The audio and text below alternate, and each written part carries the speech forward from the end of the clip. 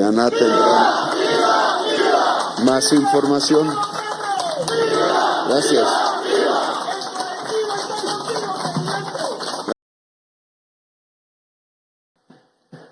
Estados Unidos actúa contra nosotros porque no quiere que volvamos a ganar. Es Marco Rubio en su mentalidad de odiante del progresismo en la América Latina. Trump ahí le hace caso. Estados Unidos, al contrario, no ha sido capaz, por eso está encima de nosotros trayendo buques y cañones y misiles, tratando de llevarse el petróleo. Petróleo desata las guerras de los países que lo tienen en abundancia. Es lo mismo que en 1914, es una guerra por materias primas, es una guerra imperialista, que los trabajadores no pueden apoyar en ninguna parte, porque es una pelea entre ganancias, no entre salarios, ni entre fuerza de trabajo. Ya lo tenemos aquí, ustedes han visto todas las invasiones militares en el mundo, siglo XXI, todas son sobre el petróleo. Y la última parece amenazar a Venezuela y a nosotros, de paso, y al presidente que les habla. Sé que vengo a una misión dificilísima. He querido asumirla, es responsabilidad mía también, dado que soy presidente y tomo decisiones en políticas públicas en un momento de la historia del mundo. Este no es un tema local, es un tema mundial. Se llama transición energética o es el remedio para un grave problema que es la crisis climática. Grave problema porque pone en peligro la vida humana, no solo de los grandes emisores de CO2, China y Estados Unidos, más abajo la Unión Europea, Brasil está cerca, la India puede ser el detonante, la China trata de corregir, etcétera, sino que la vida humana es en todo el planeta. Y es toda la vida, además, no solo la humana. Y aquí, digamos, por donde hay que comenzar este análisis, porque se endilga por sectores políticos, de derecha, de izquierda, no son indistintos, por personas que simplemente escuchan versiones diferentes sin estudiarlas, y se van tomando posiciones, van ganando cierta... en el imaginario popular van ganando mayorías, a veces, cuando viene un huracán se sabe cuál es la verdad. Esas mayorías ficticias se configuran con que, por ejemplo, si nosotros no emitimos CO2 en mayor cantidad frente a lo que hace el mundo, sí emitimos, pero frente a lo que hace el mundo, no tanto, entonces ¿para qué nos preocupamos de estos temas? Es la misma posición de los hindúes, de Brasil, algo la tiene China.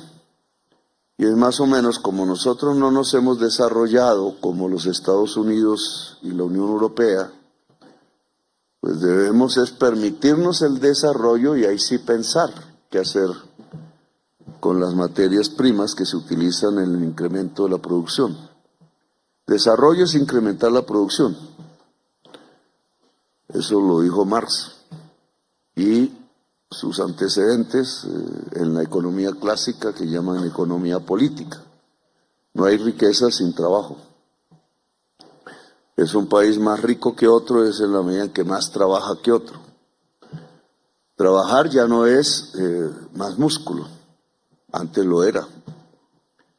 Ahora el trabajo cambia y el componente cerebral aumenta. El trabajo del cerebro aumenta sobre el trabajo muscular, así va cambiando el mundo del trabajo. Por eso ahora hay más mujeres que hombres. Aquí no veo muchas. Y hay que ponerse pilas con eso porque es el día contra el machismo. Eso tiene una razón objetiva, y es que antaño, no hace mucho, pero hace un siglo por acá o más, el trabajo era muscular, y entonces quienes teníamos, yo no tanto, masa muscular para mover palancas pesadas o cargar peso, pues eran preferidos que quienes no lo tenían, la mayoría mujeres. Todo eso viene cambiando. Cuando es el cerebro el que entra como el factor de producción fundamental en la fuerza de trabajo, mujeres y hombres tienen la misma capacidad. Y esto tiene que ver con lo que estamos hablando, que es el cambio de energía en la producción. Los cambios de modos de producción, vuelvo a repetir a Marx, traen aparejados cambios de modos de energía. Él no lo comprendió bien. En la época en la que vivía era el análisis de la revolución industrial, y un siglo después. Si vemos la revolución industrial, había capitalismo, por ejemplo en Inglaterra, pero su fuente de energía no era el carbón, era la fuerza de trabajo. Por eso el trabajo esclavo en los campos de algodón de Estados Unidos, que era el que mayor producía algodón en esa época, que compraba Inglaterra, su jefe colonizador, se basaba, y por ahí comenzó la idea de la revolución industrial en Inglaterra, con los paños y con las confecciones, pues era sobre la base del trabajo esclavo, con algunos animales. Esa era la fuente de energía del capitalismo. Animales, fuerza bruta de seres humanos y de animales. Los seres humanos eran tratados como esclavos igual que los animales. Eso cambió hacia 1750, esa historia hay que conocerla, y les coloco un pensador actual de Suecia, Andreas Malm, profesor de la Universidad de Lund, que yo quise que la gerencia de Ecopetrol lo reuniera con todos ustedes y más, para que tradujera su libro último, El Capital Fósil. Un libro así de grueso, pero que es necesario estudiar, porque en cierta forma trae la historia muy bien investigada de la energía en el capitalismo, colocando como ejemplo concreto a Inglaterra, que es donde se origina la revolución industrial. Bien, lo que ha sucedido ahí en ese pedacito que llamamos revolución industrial, la máquina de Watts y otras, el libro compara la eficiencia entre el vapor de agua y la rueda eléctrica no, sino generadora de electricidad, que es de agua, sí, que ahí se compara precisamente por qué el capital escogió el carbón y no el agua. Es interesante la conclusión, porque no puedo narrar todo el libro. La conclusión es que el capital escogió el carbón y no el agua porque el carbón se podía poner en donde había para usarla. Y en cambio el agua solo donde hubiera agua, que en ese entonces pues solo era donde estaban las ruedas. No es como hoy se usa el agua en la energía eléctrica. No había esa transmisión, hoy sí hay. Sino que entonces había que llevar el trabajador hasta donde estaba la rueda para mover la fábrica con la rueda. Y esa fue la razón por la que se prefirió el carbón. Y ahí aparece la época de los combustibles fósiles. O sea, no es muy lejana. Tenemos básicamente 3 siglos más o menos. Si hago malas cuentas, sí, vamos para 3 siglos. Y el capitalismo estaba antes también. O sea, es decir, hubo un capitalismo sin capital fósil. Eso puede servir para la discusión de hoy. Pero a partir de la revolución industrial, que es cuando más productivo se vuelve, la única manera de volver más productivo el capital fue con otro tipo de energía que no fuera el humano, el animal, pero sí competía con el agua. El agua llegó a ser más productiva que el carbón en esa época, solo que tenía una incidencia sobre la fuerza de trabajo. La fuerza de trabajo tenía que llegar donde estaba la rueda y entonces se volvía muy fuerte. Si no llegaba, el capitalista se quebraba. Y con la primera huelga que hubo en Inglaterra, en todo el mundo, que se le llama cartistas, creo que se llaman, fue la primera huelga de 1 millón de trabajadores. Se le demostró al capital inglés que tenía no darle fuerza a la fuerza de trabajo política, sino que tenía que dominarse. Y por eso el carbón y la máquina lograba dominar la fuerza de trabajo volviéndola más productiva. Ustedes saben que entre más productividad de la máquina, más explotación hay sobre el trabajador. O sea, la explotación del trabajador no depende de la fuerza muscular que gasta, sino la cantidad de productos que hace por una hora o por unidad de tiempo. Esto es economía política. Luego, entre más productividad haya en el capitalismo, más explotación hay, porque el trabajador produce más cosas que se vende y por tanto la masa, primero la unidad de mercancía sea barata, se compra más. Por tanto, la sociedad capitalista que se vuelve mundial, pues produce más mercancías, muchísimas más que antes, todo se vuelve mercancía, hasta el sexo lo vuelven mercancía, los deseos de la persona la vuelven mercancía, el tiempo libre de las personas la vuelven mercancía, entonces hay que pagar si uno cree que se distrae en el tiempo libre, etcétera. Y la masa de ganancia aumenta en todo el mundo, propiedad de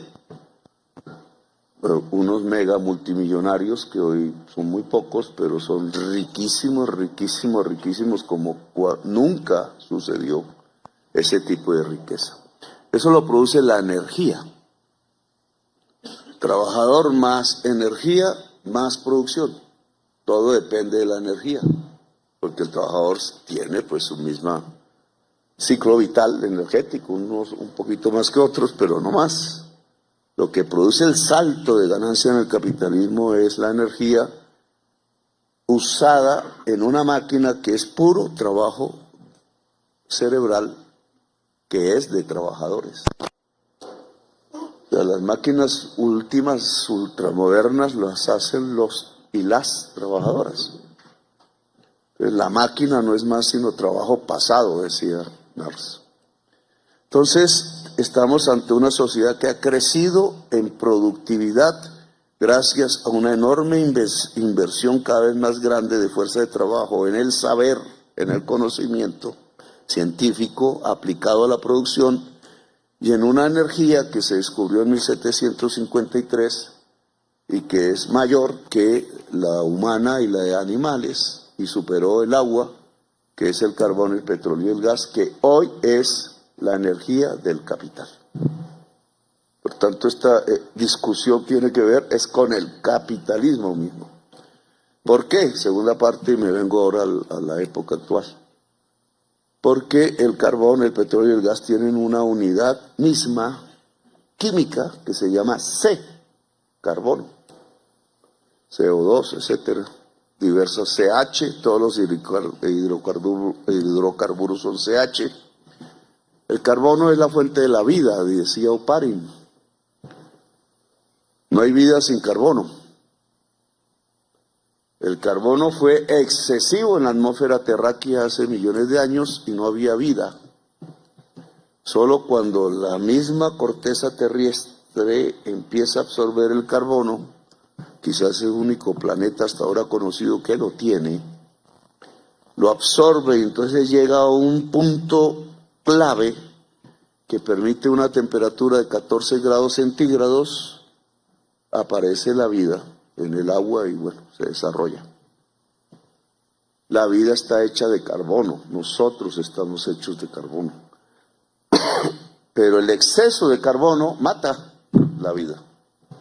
O sea, es un punto sutil que el planeta alcanzó hace un tiempo. Antes era un planeta ardiendo, negro, de color negro, en el firmamento, sin vida. A partir de la absorción permanente, aparecen los océanos absorbiendo el carbono y va llegando a una temperatura apropiada para la vida, que está en unos rangos. Si se pasa de esos rangos, no hay vida. Mucho frío en el fondo del mar, pero hay vida. Una vida propicia para los seres humanos, por eso salimos del agua y nos volvimos anfibios, y después lo que somos, nos paramos, Homo erectus. No mencionan a la mujer porque esta sociedad es machista y la ciencia también. Y pues somos lo que somos después de eso, desarrollando nuestras capacidades cerebrales. El cerebro también se basa en el carbono, pero tiene un límite. El ser humano, a partir de 35 grados centígrados, expuesto y sin agua, expuesto al sol y sin agua, muere. Por eso cuando ustedes entran a la jacuzzi le advierten 20 minutos, no más de 40 grados, entre agua. Si no, mueren o morimos, así de simple. Por eso las oleadas de calor matan decenas de miles de viejitos que no tienen protección en Europa o en Rusia o en los Estados Unidos. Pobres. Lo primero que mata la crisis climática es a los pobres. Donde hay pobres mueren primero. Ustedes lo pueden observar en el huracán último que acaba de pasar, se me olvidó el nombre. Melissa. ¿Dónde mata?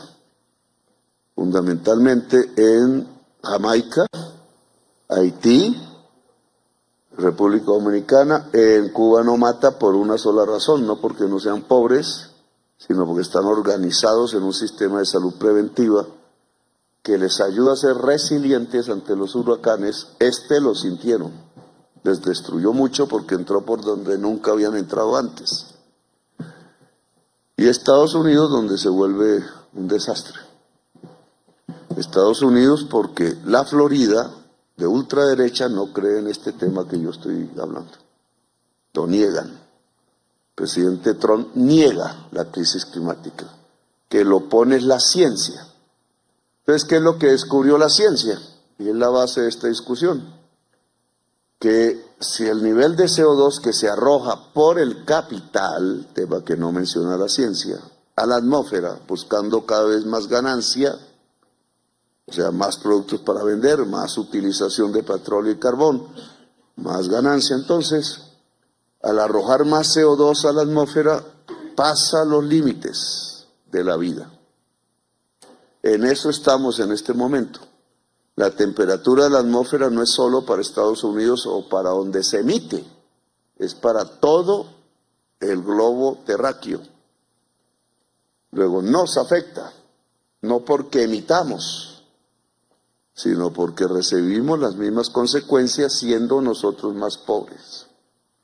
En mi experiencia como presidente no he recibido $1 de los Estados Unidos o de Europa o de China para indemnizar los muertos climáticos, les podemos llamar así, que en general hasta ahora son muertos por inundaciones. Pero hace poco 50 muertos en una sola casa en la carretera Quibdó, todos negros, pobres, carretera Quibdó-Medellín, carretera que hace 20 años se está haciendo y no se hace, porque no es la prioridad del capital, la usan negros, y una montaña se les vino encima donde estaban juntos, después de varios derrumbes, quedaron allí y se pusieron en la casa que no debían ponerse, cayó precisamente ahí, murieron 50, pero esos derrumbes tienen que ver en un departamento, el más lluvioso casi del mundo, dicen que es del mundo, la zona del litoral pacífico, Océano Pacífico y su vapor contra la cordillera occidental, que deshacen lluvia, y en la crisis climática esas lluvias son más que antes, y por tanto derrumbó más que antes las montañas en una vía que se hizo sin seguridad vial. Nunca pensaron en la crisis climática, la ingeniería no lo hizo, y los que murieron fueron negros, pobres, negras, pobres, lo digo así explícitamente, porque la crisis climática primero mata a los pobres del mundo. Los más ricos tienen fórmulas de adaptarse en el tiempo, pero también morirán si no detienen los flujos de CO2. Una ciudad como Dubái, que es el lujo, todos la hemos visto, yo la conozco, no me gustan esos lujos, pero a mucha gente sí, entonces la ven como el ideal para vivir. Esa ciudad no podrá vivir en 5 años, a menos que solo vivan en acondicionadores de aire, usando más petróleo y más gas. Está metida en un país petrolero. Los jeques que manejan esa sociedad saben de lo que va a pasar. Si la ciudad está a 50 grados centígrados, ya muchas partes del mundo en verano están a 50 grados centígrados. Yo sentí eso en Sevilla, yo me sentí morir. Solo hay que meterse a un hotel con aire acondicionado y mejora la condición, pero si uno está en la calle, muere si no toma agua. Sevilla estaba a 50 grados centígrados, eso no lo conocemos los colombianos todavía, pero ya hemos llegado a 40, 41 en ciudades calurosas. Va avanzando, porque esto es paulatino, en avance e imprevisible. Tema que la Corte Constitucional no me creyó, pero es imprevisible. La imprevisibilidad del clima va en aumento también. Por eso cae nieve en Arabia Saudita. Y nosotros podríamos mostrar muchos ejemplos. Por eso nos tiene que ver, no fue la crisis en Guajira, como yo pensaba, cuando hubo sequía, sino fue en Bogotá. Y no me lo imaginaba. Y Bogotá se quedó sin agua, como ustedes saben, por varias razones, pero está la crisis climática también en medio. La mayor razón es acabar con la selva amazónica. La selva amazónica se acaba hoy por fuerza humana, pero cada vez es más por fuerza que llaman natural, que no es más sino que el ambiente se calienta tal cual en Dubái, etcétera, y se quema lo que ya está caído y eso quema lo demás. Y los niveles de incendios de la selva amazónica son cada vez mayores. La vez pasada murieron los delfines, 200 en Colombia. Y eso es una alerta de la humanidad, de la naturaleza. Nunca había pasado. ¿Qué pasa si se quema la selva amazónica? Entramos al punto de no retorno. Hay pocos hechos de punto de no retorno que ha identificado la ciencia.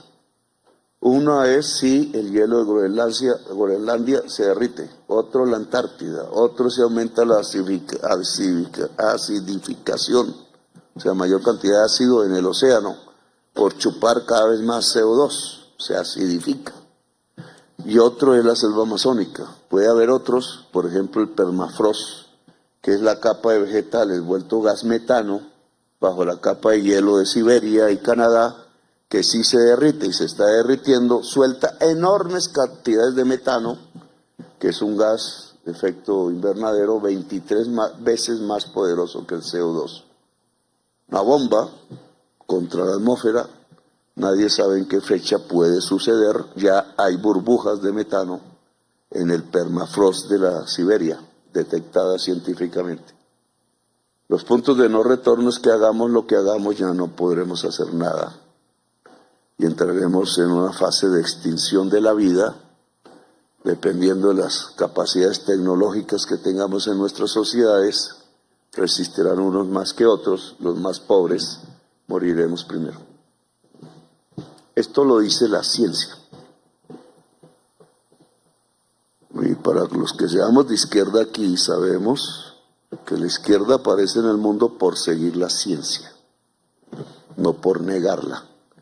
Quienes negaron la ciencia fueron los nazis. Y hoy hay quienes niegan la ciencia. Nosotros tenemos que aprenderla, profundizarla, etcétera, porque tenemos que adaptar estos temas a nuestro país. Investigarlo en qué va a pasar en nuestro país. Y es rápido y es ya. Por eso Ecopetrol yo logré medio que el Instituto de Investigaciones del Petróleo se volviera de energías limpias.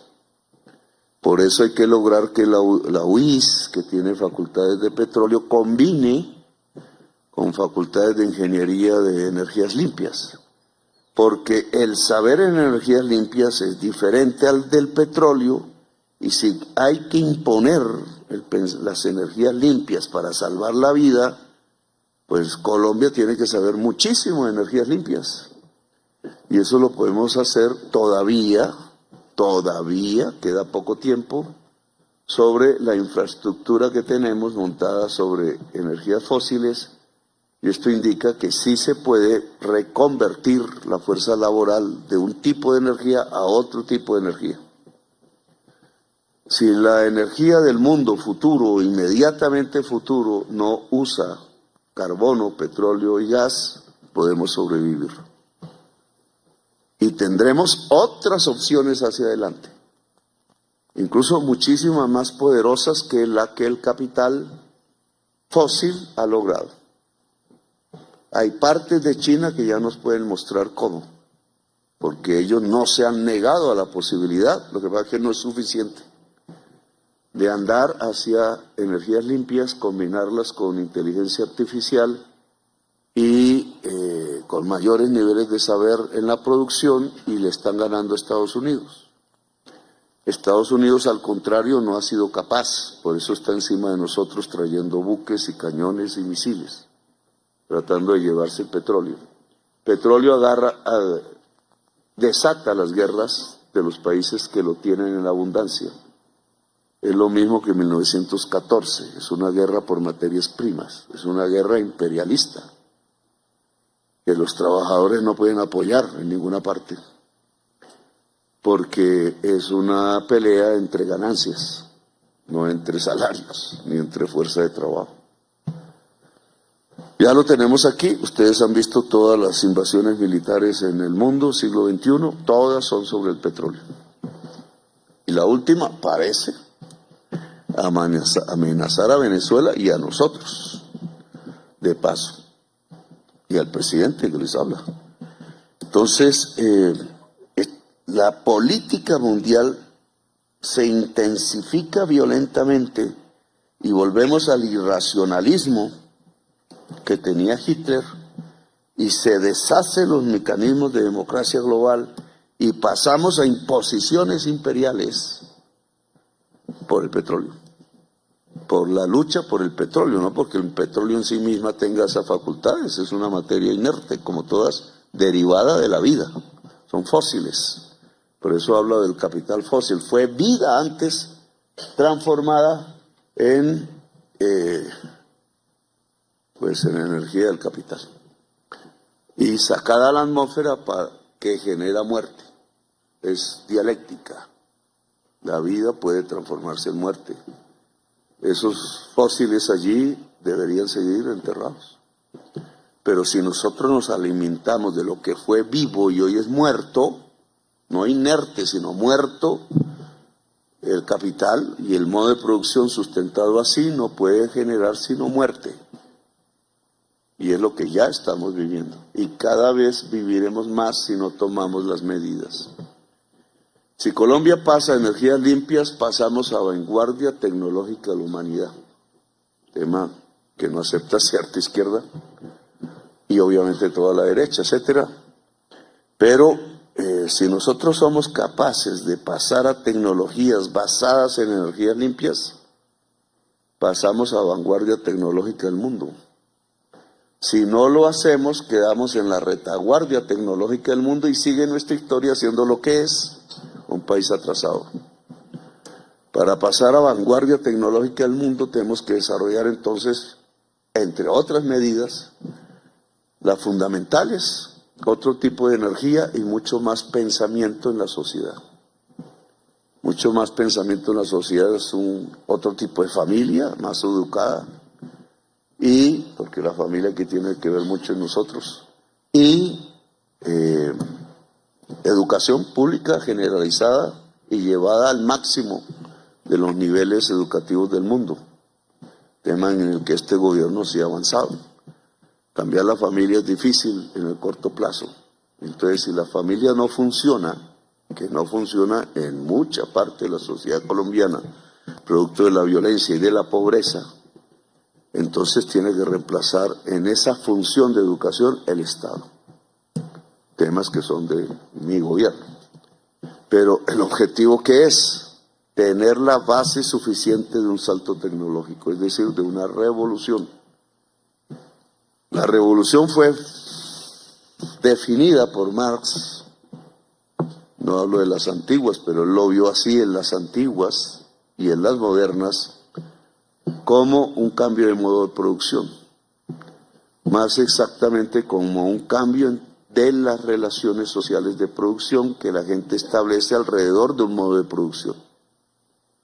El esclavismo era una relación entre esclavos y esclavistas. La servidumbre era una relación entre siervos y señores de la tierra. Todo eso perdura hoy en nuestra sociedad. El capitalismo es una relación entre propietarios de máquinas y gente que no tiene máquinas, que para poder sobrevivir, y no hay otra manera, tienen que asalariarse y hacer contratos de salario, si no quedan en un problema de subsistencia general. En Colombia a veces se sustituye por delito, buscar formas, rebusque, y el rebusque lleva a caminos fáciles. Entonces, el Ecopetrol y las empresas diferentes que se dedican pues a extraer combustibles fósiles o a procesarlos. Por ejemplo, el mundo del carbón. El mundo del carbón es el primero que va a desaparecer. No es el último. El último será el gas. Los tiempos que tenía que hacerse ya se demoraron. Porque hay un nivel, ¿cierto? Se había establecido en París 1,5 grados centígrados como máximo de crecimiento de la temperatura mientras se hacía la transición y se detenía el flujo de CO2. Eso Trump lo acabó. Por eso Trump no fue a la COP30. Y Colombia, el gobierno que presidió, no avaló la declaración de la COP30. La declaración de la COP30 venía sin mencionar cuál es el principal causante de la crisis climática, que según la ciencia en un 75% es el carbón, el petróleo y el gas, los hidrocarburos. 75% dice la ciencia. Todos los países ahí, al no entrar Trump como gobierno, el lobby petrolero se impuso y países claramente aliados a nosotros en esta lucha perdieron. Teníamos 40, Colombia lideró 40 países de Unión Europea y de África, que conscientemente estamos en esta pelea, pero el lobby petrolero deshizo sus posiciones y quedamos solos, yo y Colombia solos en la COP30, y objetamos, y por normas que tienen que ver con esas COPs, asambleas de naciones, la sola objeción de un país no permite legitimidad de la aclaración, siempre son por consenso. Mecanismo malo, entre otros, pero así es, así son las normas. Luego la posición de Colombia hace unos días, fue el viernes, no me acuerdo, sábado, le quitó la legitimidad a la COP30 porque no mencionó la causa principal y por tanto sus decisiones no aceleran como toca dejar el consumo de petróleo y carbón.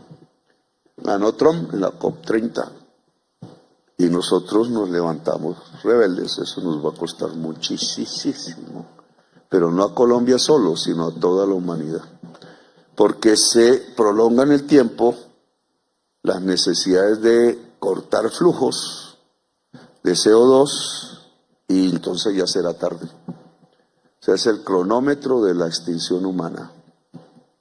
Y lo hablo así porque así lo habla la ciencia, no yo. Extinción humana. Nuestros hijos, nuestros nietos, cada vez viviendo un mundo peor, en el colapso climático, porque ya no será crisis, sino colapso. Entonces aquí sí es importante saber cuál es la posición de la clase obrera en general, de la clase obrera que está en los procesos de extracción y de transformación de hidrocarburos, de las experiencias en el mundo que se han logrado y ver cómo nosotros logramos un mejor futuro. Y eso lo prolongo hacia lo que vivió ya el carbón en nuestro país. Las carboneras se están cerrando. De 90 millones de toneladas que se extraían, en general se exportaban, Colombia era el quinto exportador mundial de carbón. Vivíamos de eso. No tanto del carbón, porque los contratos de venta del Cerrejón y antes del Cerrejón lo criticó Luis Carlos Galán, pues son leoninos. Nosotros subsidiamos el carbón. El carbón no nos deja regalías si comparamos con el subsidio, pero en lo que es solo regalías, que se van a La Guajira y a las zonas carboneras, las han robado. Si no, ¿por qué 4.000 niños muertos de desnutrición en La Guajira? Que ha sido un departamento que ha recibido más que otros. Lo mismo ha pasado en el Meta, lo mismo ha pasado en Arauca, lo mismo ha pasado en Sucre, ya como puertos. No hay departamento o región productora de carbón o de petróleo que sea rica. Ustedes lo ven en Barranca Bermeja. No hay.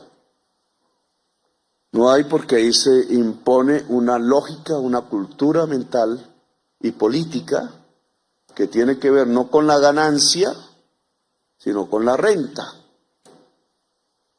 Y entonces la renta es muy superior a la ganancia. La renta crece, economía política otra vez, por el precio que está muy por encima del costo de producción. Cuando la extracción de petróleo, el precio internacional es bajo, no hay renta, hay ganancia. No todos los campos producen. Pero cuando se produce por monopolio de la extracción, sobre todo por países árabes, y Chávez hizo entrar a Venezuela en eso, crece el precio internacional y entonces se produce una gran distancia entre el costo y el precio de venta y eso es una renta. Cuando los países viven de la renta, gastan mucho en armas porque los van a invadir. Ellos saben perfectamente que el capital no se aguanta energía cara, lo están diciendo ahora. Y entonces buscan cómo desinflar la renta, o sea, el precio internacional, e invaden. Por eso la invasión a Libia, la invasión a Siria, la invasión a Irak y la posible invasión a Ucrania, y no es posible, la hicieron, y invasión a Venezuela. Y ahora amenazan a Nigeria. Nigeria es el país de mayor producción de petróleo, extracción de toda África. Ya están amenazando a Nigeria. Bueno, entonces el petróleo trae la guerra, eso no, pero cuando es renta, quieren la renta y disminuirla para que los precios de la mercancía sean menores y por tanto pueda haber más ganancia en total y no se desplace hacia los países extractores de petróleo. Creo que me estoy alargando, pero creo que todos estos temas deben conocerse, leerse, etcétera, estudiarse, no los invento yo, están escritos en muchos libros, generalmente hechos por la izquierda intelectual del mundo, no por la derecha. Ahí hay una discusión ideológica y también una discusión dentro de la izquierda, porque Lula no quiso ayudarnos a nosotros, porque México no lo hace, porque la izquierda progresista de América Latina no nos ayuda, porque el progresismo que viene siendo derrotado en América Latina es básicamente fósil. Cifró su esperanza de cambio social y de igualdad, equidad, como toda la izquierda pregona, en la renta petrolera, error de Chávez. Pues la renta petrolera la desinflan, es inestable, y Venezuela entró en una caída económica, como todos conocen, producto de fundamentalmente la intención de Estados Unidos, y no es solo de Trump, fue de antes, de bajar el precio internacional del petróleo. Y para eso no invadió primero a Venezuela, sino a los árabes. Y lo logró. hoy es menor. Les decía que en carbón de 90 millones de toneladas que extraímos, ahora solo extraemos 60. Y seguirá bajando, porque el carbón es el primero. Entonces, ver lo que pasa en el carbón es ver lo que va a suceder en el futuro del petróleo.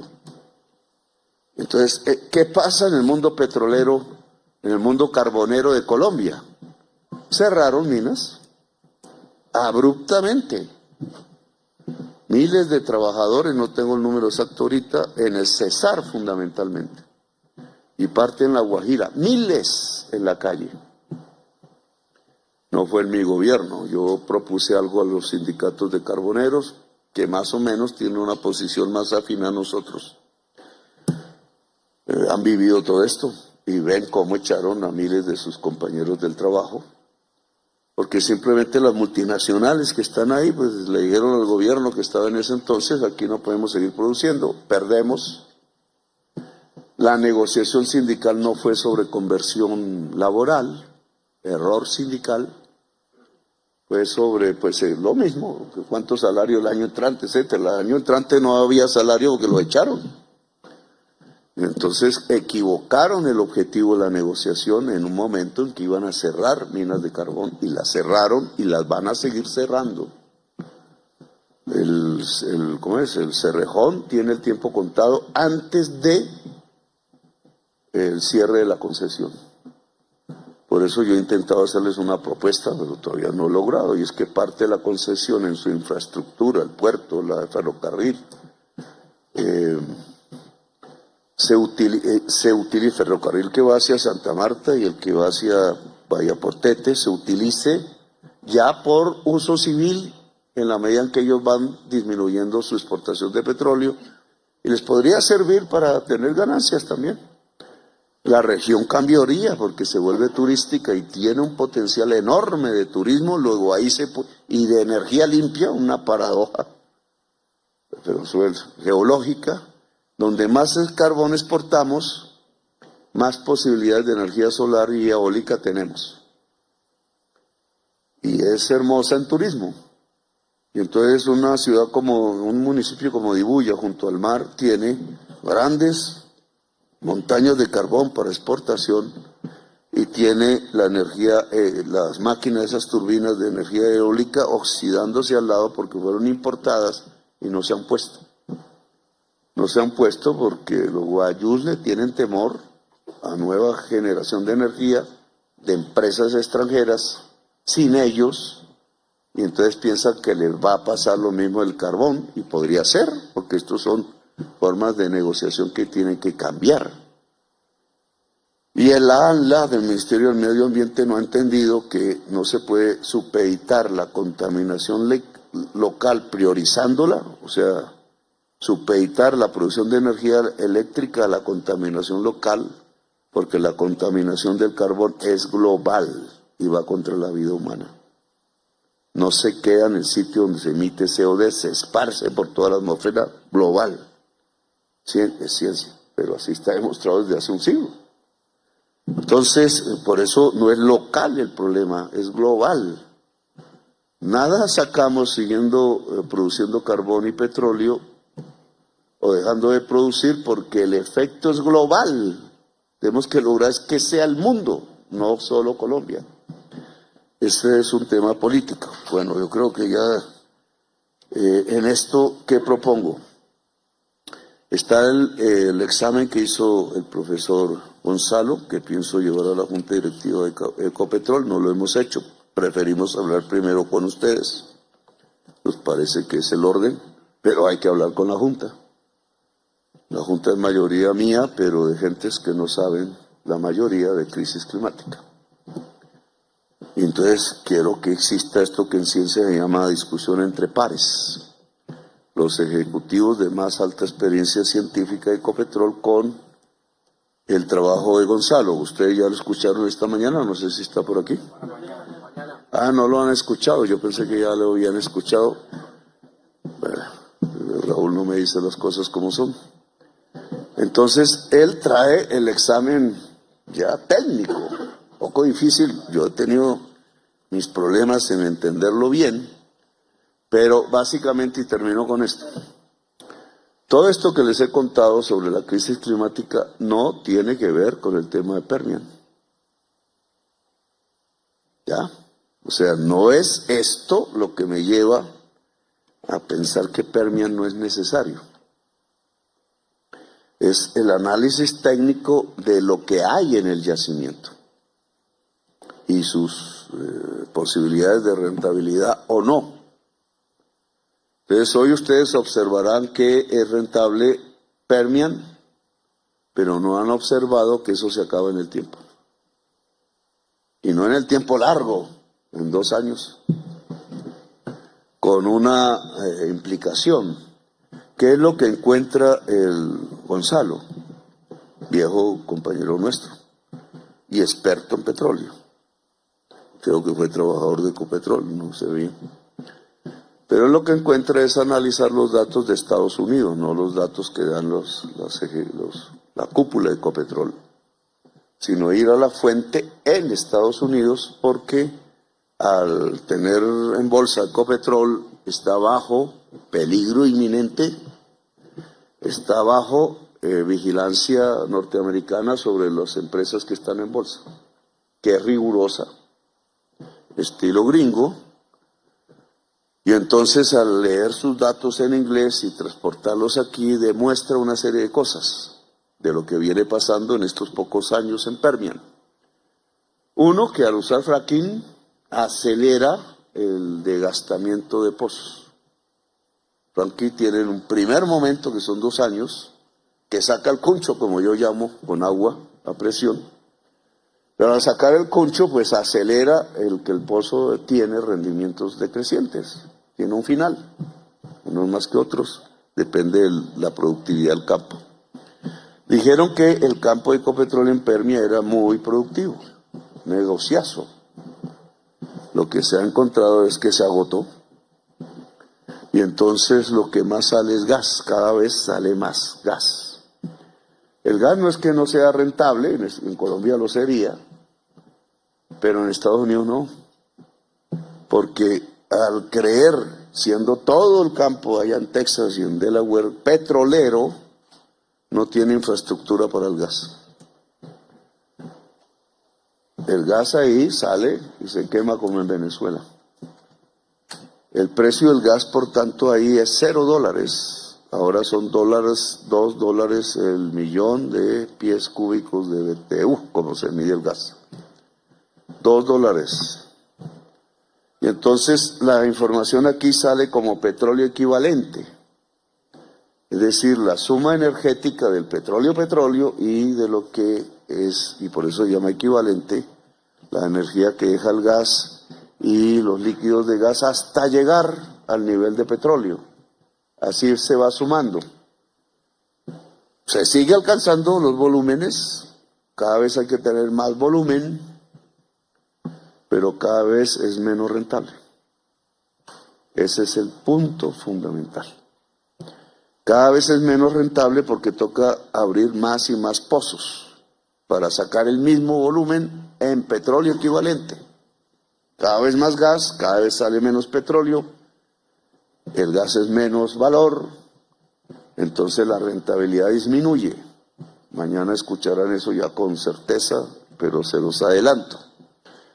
Lo cual significa que la inversión inicial de Ecopetrol, $750 millones, y después, algo inaudito, la compra de más acciones de la Oxy, sin que disminuya la producción que se gana la Oxy, problema ya de otro tipo, no técnico,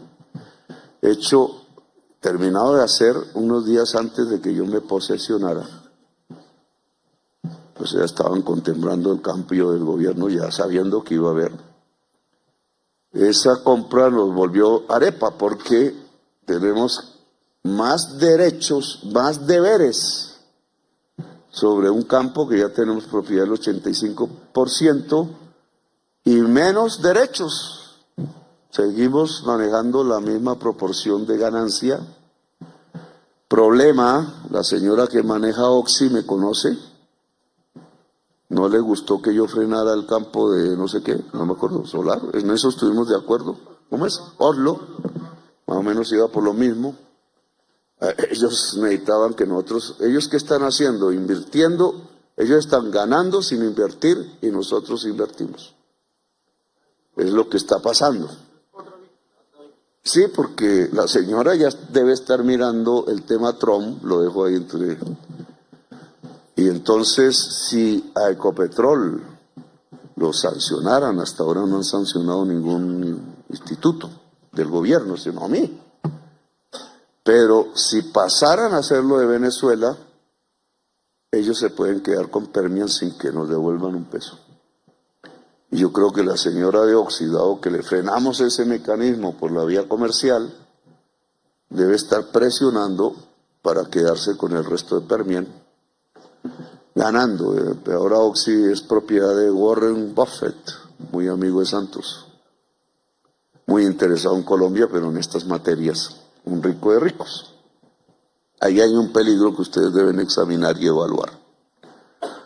En mi criterio hay que salir de Estados Unidos ya, porque lo acelera el problema OFAC. Antes también, porque nosotros ya no recuperamos la inversión. O sea, ya no vamos a tener dinero de Permian para recuperar lo que se invirtió, los 700, eso llega a 1.500 millones de dólares, ya no lo vamos a tener. De inversión, porque va creciendo, porque esto va a ser ascendente, o sea, cada vez más pozos. Entonces, si uno mira en 2 años, 3 años, no es mucho tiempo, pues hasta ahora dice Ecopetrol que esa inversión la hace con sus propias fuentes. Sí, tengo duda que sus propias fuentes no son sus utilidades, ya no dan para esas cantidades, están 200 millones de dólares anuales, algo así, a la baja. 3.000 millones solo lo puede hacer endeudándose la propia Ecopetrol. Si se endeuda la propia Ecopetrol, ahí sí entiendo por qué pasaron en 3 años el subsidio a la gasolina que creó Duque, pero que siguió mi gobierno sin avisarme, se pagaron 70 billones. Pues por eso es el déficit fiscal que tenemos. Había que pagarlo, sí, pero ¿con qué fuente y en cuánto tiempo? Era discutible. Podía ser la gasolina, y en 10 años, como hacemos con otras deudas, pero se hizo en 3 años, solo en mi gobierno. Y eso acabó las posibilidades mayores de hacer el programa del cambio, y por tanto electorado. Hoy estamos miti-miti, quizás seríamos mayoría indudable.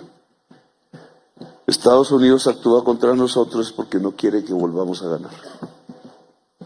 Es Marco Rubio en su mentalidad de odiante del progresismo en la América Latina. Trump ahí le hace caso. Entonces, estos datos ustedes tienen que examinarlo. Digamos, no hay un paraíso fiscal en Permian, sino todo lo contrario, puede chupar, no lo está haciendo hoy, ahí la prensa me confunde. Lo que dijo, que estoy hablando de hoy, estoy hablando de 2 a 3 años. Porque una vez llega al límite de endeudamiento de Ecopetrol, y yo creo que ya llegó, y todo esto lo está diciendo la valor de bolsa en Estados Unidos, no es por mí, es por estas cifras, porque allá están todos los informes sobre los que se basa Gonzalo y es lo que leen los inversionistas allá. Al llegar a su límite de endeudamiento, y lo dijo Libardo Sarmiento en un artículo antes de mi gobierno, yo no lo he leído todavía, Ecopetrol quebrará por su endeudamiento, dijo, porque el endeudamiento hoy es mayor en valor que los activos. 18.000 millones de dólares evalúan los activos, está llegando a 30.000 millones de dólares el endeudamiento, pues llegamos a un límite.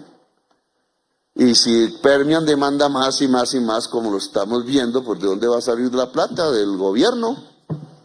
Y en ese momento, ¿qué va a hacer un gobierno? ¿Cómo va a subsidiar a Estados Unidos?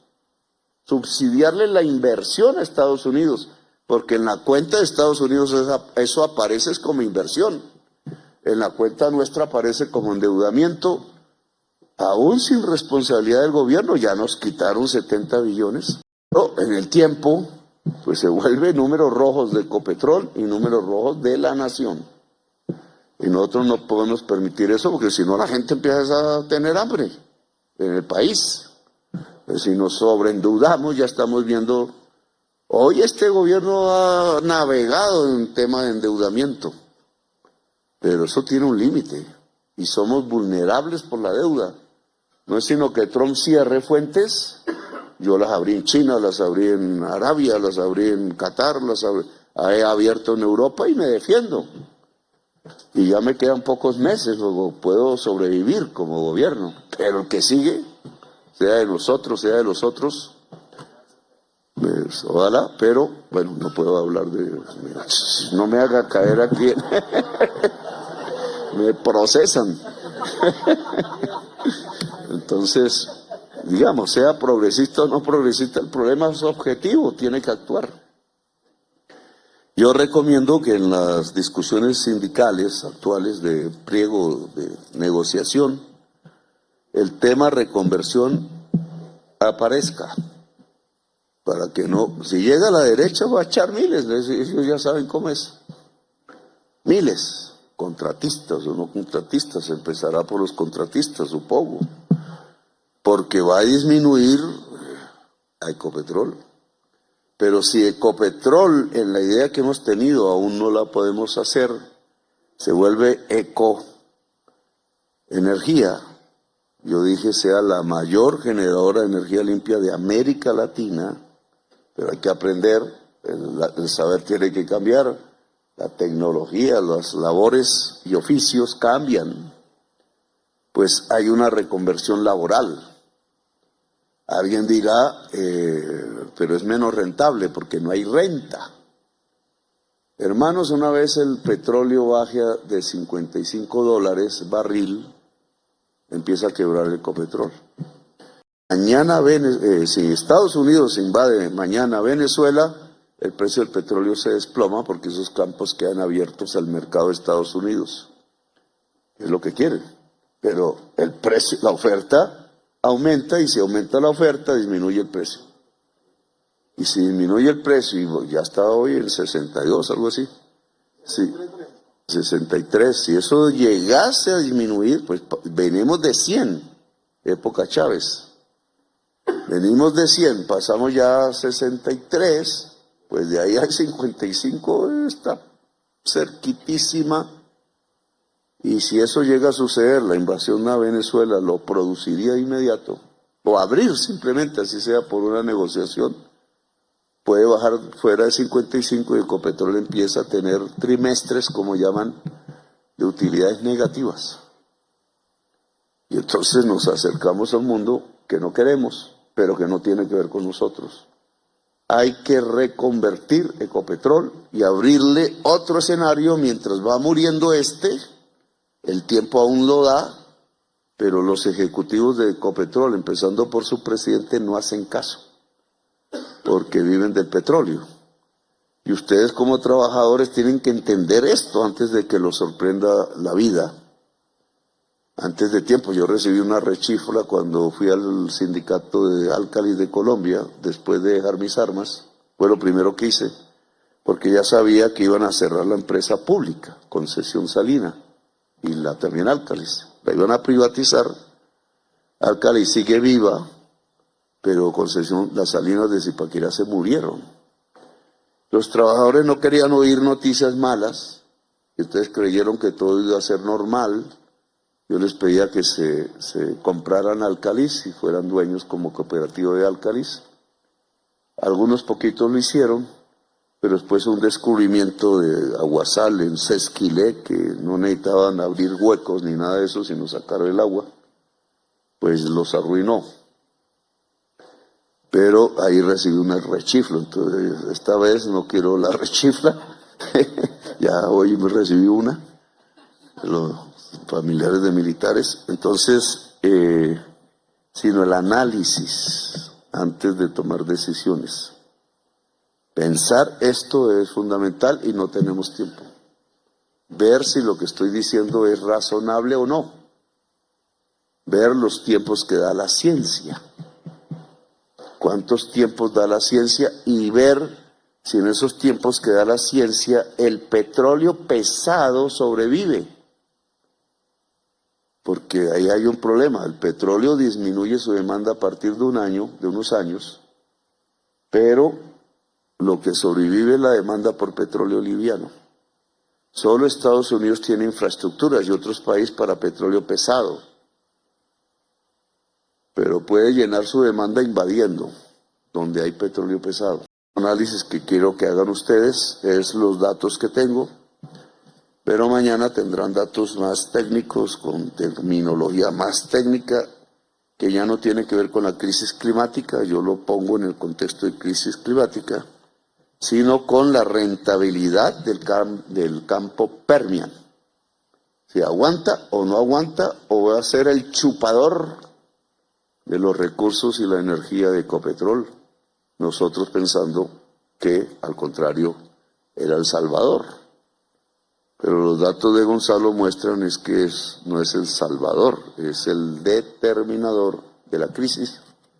Al endeudar más a Ecopetrol, a hacerle demandar más recursos que ya no puede tener, porque llegó a su nivel de endeudamiento. Bueno, les agradezco que me hayan escuchado. Mañana tendrán más información. Gracias. Bueno, ahí no quiero meterme en las discusiones políticas internas y sindicales, sino examinar objetivamente esto. Ya llegará un momento en que volvamos a encontrarlos, pero para toma de decisiones que no están dentro de mi gobierno. O sea, no hay mucho tiempo. Gracias, muy amables. Suerte.